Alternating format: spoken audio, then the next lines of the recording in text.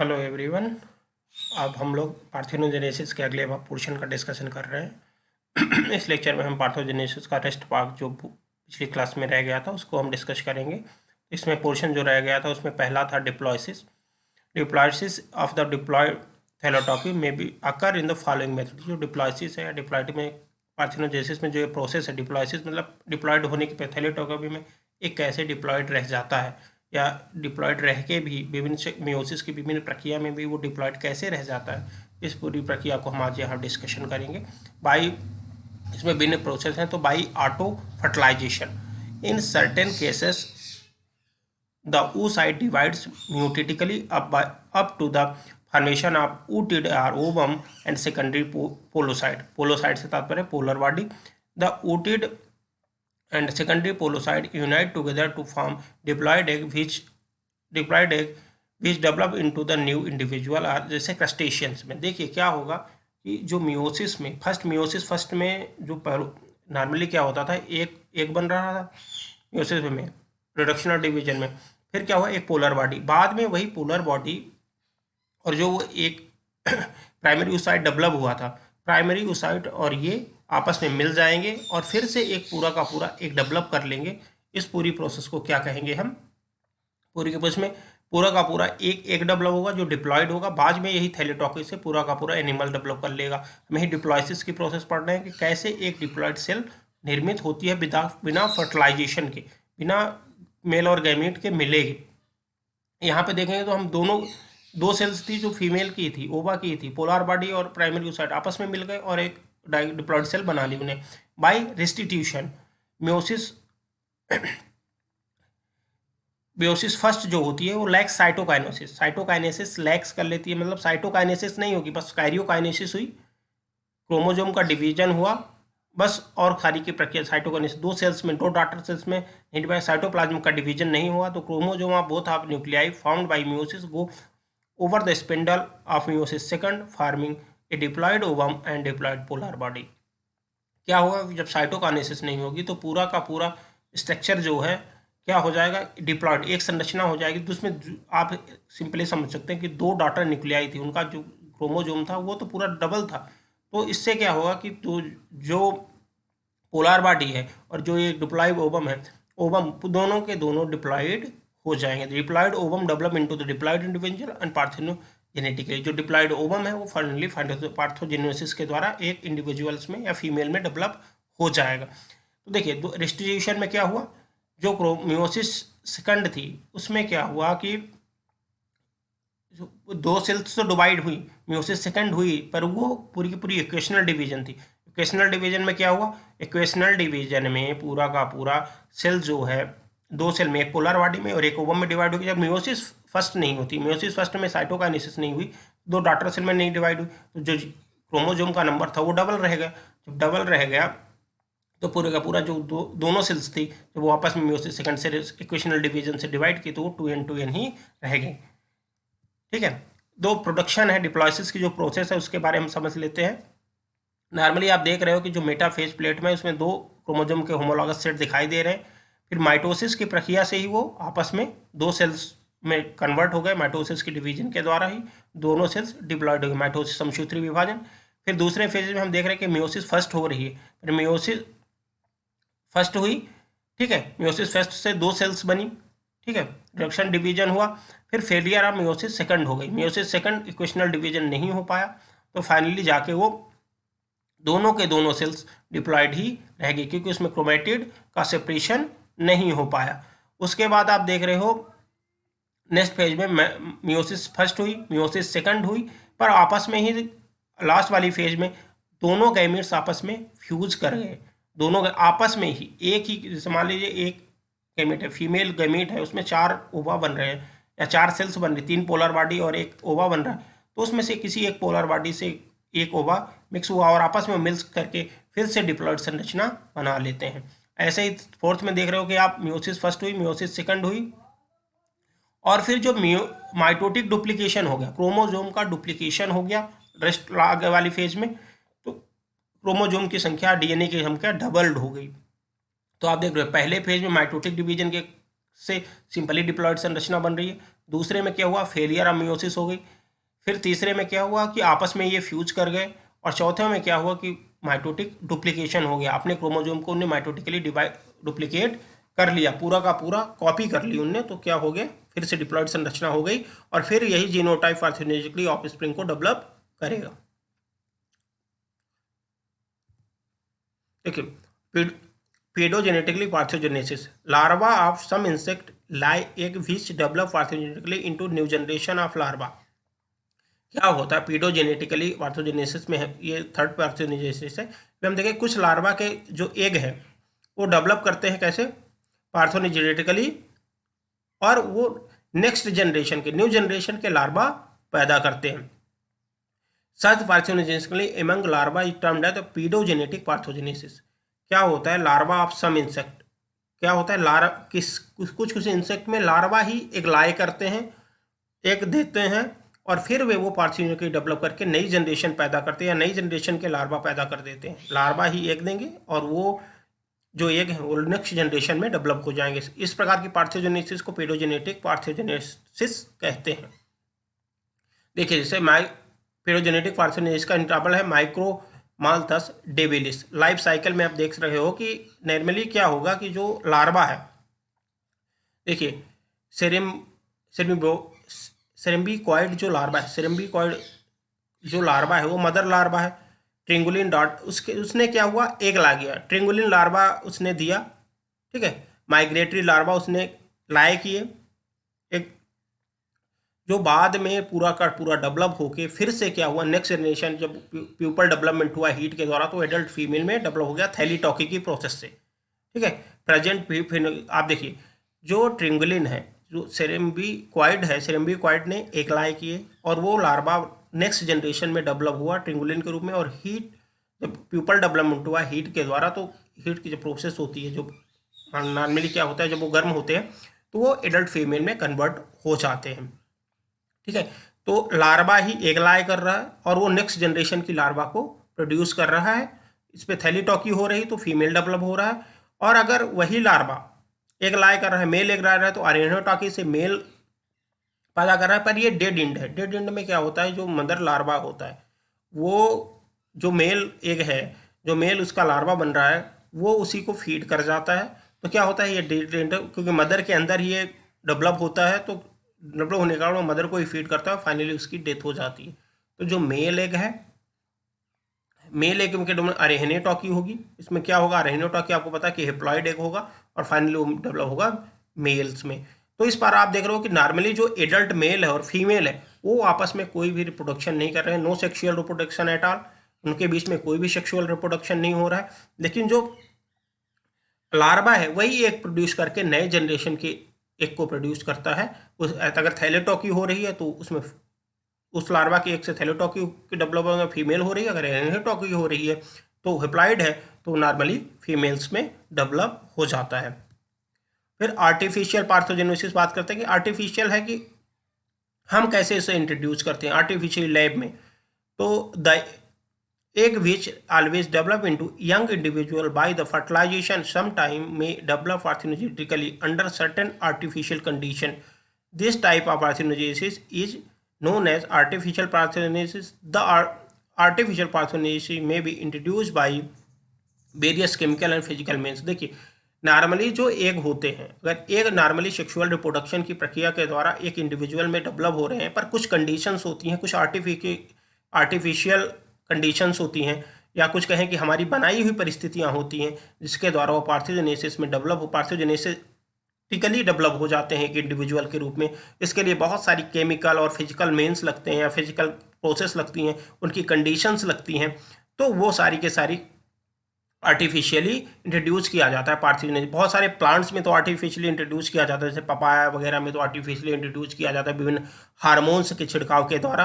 तो विभिन्न प्रकार के केमिकल्स और फिजिकल इंट्रोडक्शन के द्वारा ही आर्टिफिशियल पार्थोजेनेसिस। आप प्लांट्स में तो हार्मोनी देखते हो, हार्मोन के अगर छिड़काव कर दिया जाए तो आर्टिफिशियल पार्थोजेनेसिस इंट्रोड्यूस हो जाती है और सीड का फॉर्मेशन नहीं होता। ऐसे ही अगर एनिमल्स में बात करें कि कुछ उनकी फिजिकल कंडीशन और इन्वायरमेंटल कंडीशंस अगर बदल दी जाए, जैसे टेम्परेचर बदल दिया जाए, उनका आउटर इन्वायरमेंट बदल दिया जाए, या कोई केमिकल इंट्रोड्यूस कर दिया जाए तो वो आर्टिफिशियली इसको कहेंगे वो पार्थेजेनेटिकली डेवलप हो जाते हैं इंडिविजुअल में, और इस प्रकार की प्रक्रिया को हम आर्टिफिशियल पार्थेनोजेनेसिस कहते हैं। इलूसिरेटिंग आर्टिफिशियल पार्थेनोजेनेसिस, हम आर्टिफिशियल पार्थेनोजेनेसिस को किस प्रकार स्थापित करते हैं या किस प्रकार लैब में करते हैं, इसके बारे में हम देख लेते हैं।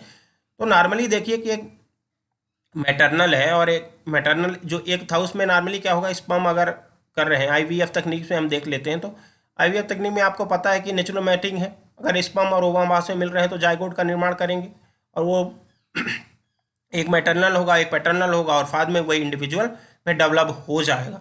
लेकिन आर्टिफिशियली अगर हम स्टिमुलेट करते हैं तो क्या करते हैं हम, आर्टिफिशियल स्टिमुलेशन के लिए कैल्शियम को का आयनोस्फीयर में उसको कैल्शियम का इंडक्शन करेंगे, ठीक है। फिर इलेक्ट्रिकल डिस्चार्ज करेंगे, इलेक्ट्रिकल से उसको डिस्चार्ज करेंगे या इलेक्ट्रिक शॉक्स देंगे। फिर micro injection of calcium into cytoplasm. फिर जो कैल्शियम आयन्स है, जैसा कि आपने देखा था कि कैल्शियम एक्शन होता है, कैल्शियम आयन का डिस्चार्ज होता है, तो माइक्रो इंजेक्शन के द्वारा जो इंजेक्शन है उसके द्वारा हम कैल्शियम आयन्स को साइटोप्लाज्म में इंट्रोड्यूस करेंगे, ठीक है। उसके बाद inhibition of MPF cyclin B को करेंगे, और इसके लिए साइक्लोहेक्सामाइड डालेंगे। ये केमिकल्स है, साइक्लोहेक्सामाइड डालेंगे तो क्या होगा, साइक्लिन जो बी है जो उसकी प्रोसेस को इंट्रोड्यूस करता है, फर्टिलाइजेशन की प्रक्रिया को बढ़ाता है, उसको रोक देते हैं। फिर blockade of second polar body extraction and cytochalasin भी, देखिए जो सेकंड पोलर बॉडी बन रही थी या सेकंड पोलर बॉडी जो निकलती है उसको वो रोक देता है इस सारी प्रोसेस से। तो सेकंड जब पोलर बॉडी नहीं निकलती तो नॉर्मली डिप्लॉयड एक डेवलप हो जाता है और वो फाइनली पार्थेनोजेनेटिकली डेवलप हो जाता है, ठीक है। तो विभिन्न केमिकल प्रोसेस है। तो आर्टिफिशियल स्टिमुलेशन करेंगे पहले हम, जैसे आपको पता था एक मेटाफेज सेकंड में रिस्ट्रिक्ट रहता है, जिसमें आर्टिफिशियल स्टिमुलेशन चाहिए, उसमें जब स्पर्म प्रवेश करता है तभी वो आगे मेटाफेज प्लेट में या डेवलप्ड एक में कन्वर्ट होता है। और इसके लिए क्या होगा कि वो आगे की सेकंड पोलर बॉडी ना डेवलप हो, इसके लिए हम इनहिबिशन करते हैं। इसके लिए साइक्लोहेक्सामाइड डालते हैं, और फिर ब्लॉकेज, ये सारी प्रक्रिया किसकी सेकंड पोलर बॉडी को निकलने से रोक देती है। इस प्रकार जो एग है वो डिप्लॉयड रहता है और बॉडी पार्थेनोजेनेटिकली डेवलप होकर एक इंडिविजुअल बना देता है, ठीक है। इसके बाद फिजिकल मीन्स देख लेते हैं। पहला है फिजिकल और केमिकल मीन्स में हम दोनों चीज़ें देखेंगे, तो कौन कौन सी आर्टिफिशियल पार्थेनोजेनेसिस में क्या क्या कंडीशंस लग रही हैं उसके बारे में। पहले फिजिकल क्या चेंजेस हम करते हैं आर्टिफिशियल पार्थेनोजेनेसिस के लिए। The following physical means cause the parthenogenesis, the range of temperature 30 degree Celsius to 1 to 10 degree Celsius में induce parthenogenesis of the egg. जो टेम्परेचर है, रेंज है, वो 30 डिग्री से क्या कर देते हैं, 0 से 10 डिग्री सेल्सियस तक कर लेते हैं। तो क्या होगा, जो पार्थेनोजेनेसिस है वो इंट्रोड्यूस होती है। इसके लिए हम क्या टेम्परेचर में चेंजेस कर रहे हैं, मैंने कहा था कि फिजिकल में टेम्परेचर चेंज कर रहे हैं, उसका इन्वायरमेंट सराउंडिंग है। उसके इलेक्ट्रिक शॉक्स देते हैं, इलेक्ट्रिक शॉक्स भी पार्थेनोजेनेसिस को इंट्रोड्यूस करता है।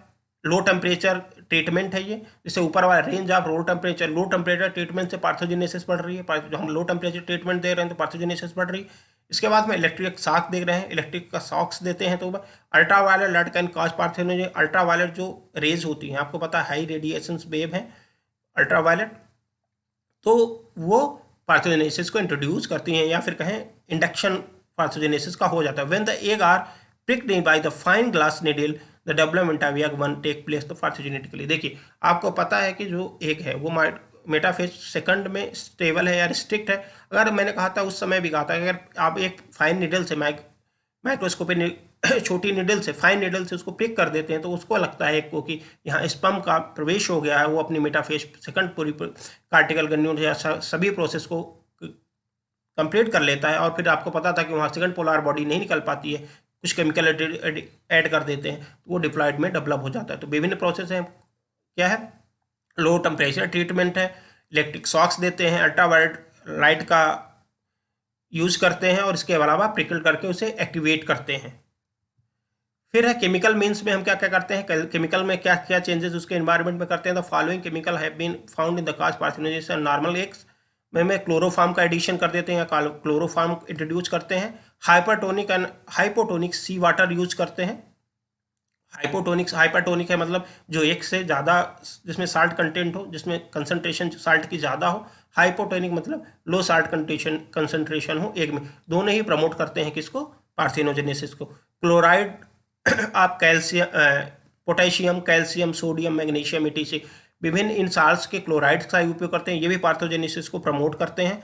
इसके अलावा acids such as butyric acid, lactic acid, oleic acid and other fatty acids are used. They are also promote the parthenogenesis.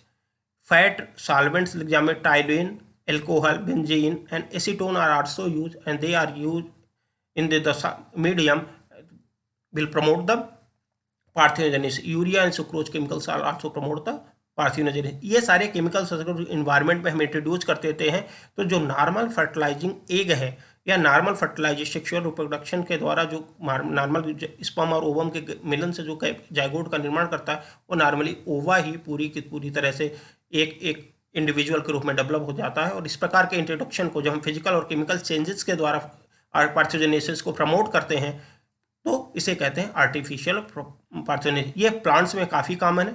वहाँ पे तो बस हार्मोन्स के छिड़काव के हार्मोन्स के इंट्रोडक्शन से ही हो जाता है। यहाँ विभिन्न प्रकार के केमिकल्स और फिजिकल चेंजेस करने पड़ते हैं क्योंकि पार्थोजेनेसिस एनिमल्स में उतनी कॉमन नहीं है। फिर इसके बाद एक्सपेरिमेंटल पार्थोजेनेसिस की बात करते हैं। तो एक्सपेरिमेंटल पार्थोजेनेसिस यही है कि जब एक्सपेरिमेंट के लैब के द्वारा हम टेस्ट ट्यूब्स के द्वारा पार्थोजेनेसिस को प्रमोट करते हैं तो हम इसको एक्सपेरिमेंटल पार्थोजेनेसिस कहते हैं। विभिन्न एक्सपेरिमेंट के लिए कि पॉलीप्लाइड कैसे सर्वाइव करेगा। अगर मान लीजिए ह्यूमंस की बात करते हैं तो हम ह्यूमंस में तो ज़्यादा पॉलीप्लाइड रेगुलर है क्योंकि ये इथिकल इशू हो जाता है। तो नॉर्मली हम देखते हैं कि कैसे एक एक्सपेरिमेंटल हम लैब में किस प्रकार कर लेते हैं। जैसे आपने पर छोटे छोटे में आपने एक पॉलीप्लाइड डेवलप कर लिया। मेनली प्लांट्स में हम देखते हैं कि एक पॉलीप्लाइड किस प्रकार सर्वाइव कर रहा है एक्सपेरिमेंट के लिए, खोजों के लिए, या उस जैसे हम देखते हैं जैसे हमने वीट में कहा था कि हेक्साप्लाइड टिटिकल डेवलप किया था तो उनमें देखेंगे कि कौन सबसे ज़्यादा बेहतर डेवलप हो रहा है। तो इसके लिए पॉलीप्लाइड करेंगे या पार्थेनोजेनेसिस करेंगे। नॉर्मली पार्थेनोजेनेसिस वेजिटेटिव रिप्रोडक्शन में यूज होती है। तो उसमें हम देख लेते हैं जो ऐसे प्लांट्स में नॉर्मली हम कर लेते हैं जिनमें हमें सेट्स की ज़रूरत नहीं होती तो वो ज़्यादा रिप्रोड्यूस करते हैं और ज़्यादा बेहतर हमें ईल्ड और इकोनॉमिकली हमारे लिए ज़्यादा बेहतर होते हैं। ठीक है, अब सिग्निफिकेंस ऑफ पार्थेनोजेनेसिस की बात कर लेते हैं कि उसके क्या महत्व है, पार्थेनोजेनेसिस किस प्रकार से लाभदायक है हमारे लिए। तो parthenogenesis serves the as the means of the determination of sex in the honey bee and wasp. देखिए जो पार्थेनोजेनेसिस है उसकी प्रक्रिया के द्वारा ही कुछ जो इंसेक्ट हैं जैसे वास्प है, हनी बी है, इनमें सेक्स का डिटर्मिनेशन होता है। जैसे थैलेटॉकी से अगर डेवलप हो रहा है पार्थेनोजेनेसिस में तो फीमेल बन रहा है और जो अरहेनोटॉकी से बन रहा है हेप्लॉइड है वो मेल्स में डेवलप हो रहा है। तो parthenogenesis support the chromosome theory of inheritance. जो पार्थेनोजेनेसिस है जो क्रोमोसोम थ्योरी है इनहेरिटेंस की या वेरी कहें कि जिसमें जेनेटिक इनहेरिटेंस की जो क्रोमोसोमल थ्योरी है उसको सपोर्ट करता है। ठीक है, नॉर्मली इसमें देखिए कि जो सारी के सारी प्रोसेस हो रही हैं वैसी ही हो रही हैं, बस इसमें क्या होगा कि नॉर्मल डिप्लॉयड जो है डिप्लॉयड जो सेल्स होती हैं जो अब जाइगोट बन रहा है वो जाइगोट की जगह क्या होगा पूरा का पूरा जो डिप्लॉयड हुआ है वही डेवलप हो जाएगा, वही डिप्लॉयड डेवलप हो जाएगा। तो क्रोमोसोमल थ्योरी को प्रमोट करता है या मानता है या कहें कि उसको फॉलो करता है। The parthenogenesis of the most simple stable and easy process of reproduction. जो पार्थेनोजेनेसिस है वो बहुत सरल स्टेबल और इजी प्रोसेस है। ये मेनली प्लांट्स में बहुत ज़्यादा सरल है। नॉर्मली इसमें क्या होता है कि वेरिएशंस नहीं आ पाते क्योंकि माइस में क्या होता है नॉर्मली माइटोटिक डिवीजन होते हैं ना कि म्यूटिक डिवीजन में ही क्रॉसिंग ओवर और वेरिएशंस आते हैं। इंडिपेंडेंट असॉर्टमेंट या स्वतंत्र विभजन की प्रक्रिया होती है। तो नॉर्मली जो ये होता है इसमें पेरेंट्स और जो ऑफस्प्रिंग होते हैं उनका जीन्स जो है या जो कहें जेनेटिक मटेरियल लगभग समान होता है तो वो क्लोन्स होते हैं एक दूसरे के, वेरिएशंस नहीं हो पाते। अगर एक तरह की स्पीसीज को ही डेवलप करना है उसमें कोई वेरिएशंस नहीं चाहते, अगर जैसे कोई प्लांट की वेराइटी है उसमें वैसा ही प्रोडक्शन चाहते हैं तो नॉर्मली उसमें हम क्या कर लेते हैं वेजिट पार्थेनोजेनेसिस से डेवलप कर लेते हैं। The parthenogenesis eliminate the variation from the population. जो पार्थोजेनेसिस की प्रक्रिया है जो मैंने अभी बताया कि एलिमिनेट कर देती है वेरिएशंस को क्योंकि मियोसिस की प्रक्रिया नहीं होता, क्रॉसिंग ओवर नहीं हो पाता। तो जो पेरेंट्स है और जो ऑफस्प्रिंग है जो मदर है और बच्चे हैं वो एक समान ही रहते हैं, उनमें कोई वेरिएशन या परिवर्तन नहीं होते, एक समान स्वरूप में जीन्स के रूप में भी और फिनोटाइप और जीनोटाइपिकली दोनों रूप से वो समान होते हैं। The parthenogenesis is the best way to high rate of multiplication of certain insect like aphids. Parthenogenesis की प्रक्रिया में क्या होगा जो मल्टीप्लिकेशन है या उनके संख्या के बढ़ने की प्रक्रिया बहुत तेज़ी से, इसलिए इसमें मेल्स या सेक्सुअल रिप्रोडक्शन की जरूरत नहीं होती। तो वो आसानी से अपने ही लेग देते रहते हैं और अपनी बहुत सारी संख्या बढ़ा लेते हैं। इसके लिए उन्हें मेल्स की या फर्टिलाइजेशन की ज़रूरत नहीं होती, वो खुद ही डेवलप कर लेते हैं अपनी पूरी जनरेशन को। फिर 6 पॉइंट है the parthenogenesis causes the polyploidy in the organism. देखिए क्या होता है पार्थेनोजेनेसिस की प्रक्रिया के द्वारा विभिन्न एनिमल्स में पॉलीप्लाइडी काजेज। कभी कभी ये एनिमल्स में तो ज़्यादा सक्सेसफुल पॉलीप्लाइडी नहीं है, पर लोअर एनिमल्स में थोड़ी सक्सेसफुल है और प्लांट्स में ये काफ़ी सक्सेसफुल है। पार्थेनोजेनेसिस के द्वारा पॉलीप्लाइडी की प्रक्रिया, कहें कि एक मोर देन नंबर जो सेट होता है क्रोमोजोम का, उस सेट से ज़्यादा अगर क्रोमोजोम का सेट्स हो जाए तो उसे हम पॉलीप्लाइडी कहते हैं। The parthenogenesis encourage the advantageous mutant characters. देखिए जो पार्थेनोजेनेसिस है, अगर पार्थेनोजेनेसिस में म्यूटेशन है, अगर क्रॉसिंग ओवर और अलग प्रक्रिया इंडिपेंडेंट असॉर्टमेंट नहीं हो रहा, तो अगर कोई आपके किसी के अंदर या किसी भी जीव के अंदर कोई म्यूटेंट ऐसा कैरेक्टर आ गया है जो बहुत उसे लाभदायक है, तो हो सकता है वो म्यूटेंट या अलग क्रॉसिंग ओवर की प्रक्रिया या अलग प्रक्रियाओं के द्वारा वो फिर से चला जाए या खत्म हो जाए, उसका इफेक्ट कम हो जाए। तो पार्थेनोजेनेसिस के द्वारा उसमें क्या होगा, क्रॉसिंग ओवर मेयोसिस की प्रक्रिया नहीं होगी, तो वो म्यूटेंट कैरेक्टर हमेशा बना रहेगा। ठीक है। The parthenogenesis checks the non adaptive combination of gene which may be cause due to the mutation. देखिए पार्थोजेनेसिस उन एडाप्टिव कम्बिनेशंस के जीन्स के कम्बिनेशंस को रोक देती है जो हमारे लिए फर्टाइल नहीं है या एडॉप्टिव नहीं है या वातावरण के साथ अनुकूलित नहीं हो सकते, हमारे लिए नुकसानदायक है, तो उनके लिए वो रोक देता है। देखिए पार्थोजेनेसिस में जो एक डबला बताया जो इन्वायरमेंट के साथ सबसे बेस्ट रूप से अनुकूलित था, वही जीव अपने एक को परत करा और उसके जीनोटाइप सेम टू सेम है, उसमें कोई परिवर्तन नहीं हो रहा। तो जो उसके यंग वन होंगे, जो उनके ऑफस्प्रिंग होगी, वो भी उसी के समान इन्वायरमेंट के साथ बेहतर रूप से स्थापित हो पाएंगे, अनुकूलित हो पाएंगे। ठीक है। तो उनमें कोई परिवर्तन नहीं होगा, तो कोई जीन कम्बिनेशन ही नहीं हो रहा, तो जो नए जीन कम्बिनेशन नहीं हो रहा तो उनको ब्लॉक, तो वो बेहतर तरीके से। तो यहाँ पे जो आकर क्या देखिए, यहाँ पे सेक्सुअल रिप्रोडक्शन में विभिन्न जीन कम्बिनेशंस बनते हैं, तो उन जीन कम्बिनेशन में कुछ अच्छे होते हैं, कुछ बुरे होते हैं। तो जो नॉन एडाप्टिव होते हैं, जो इन्वायरमेंट के साथ आपको एडाप्ट नहीं करने देते, वो एनिमल्स फाइनली फ्लोरिश कर जाते हैं, ख़त्म हो जाते हैं, तो उनको वो रोक देता है, क्योंकि जो जो इन्वायरमेंट के साथ बेहतर रूप से सक्सेसफुल जीनोटाइप है वही आगे बढ़ता है। Due to the parthenogenesis there is no need for the organism to waste their energy for the process of mating. क्या होता है पार्थेनोजेनेसिस की प्रक्रिया में, क्या होगा कि मेटिंग के लिए, मेट करने के लिए, एक दूसरे से मेल और फीमेल को आपस में मिलने के लिए जो एनर्जी ज़रूरत होती है, उस एनर्जी को वो वेस्ट नहीं करते और अपने एक को ही अकेले ही वो एक लाया करते हैं और उसके अपने यंगवन या अपने बच्चों को पैदा कर लेते हैं। तो इसमें क्या होता है, जो उनकी एनर्जी है वो वेस्ट नहीं होती, वो किसी और यूजअप में चली जाए। Parthenogenesis avoid the sterility of the races.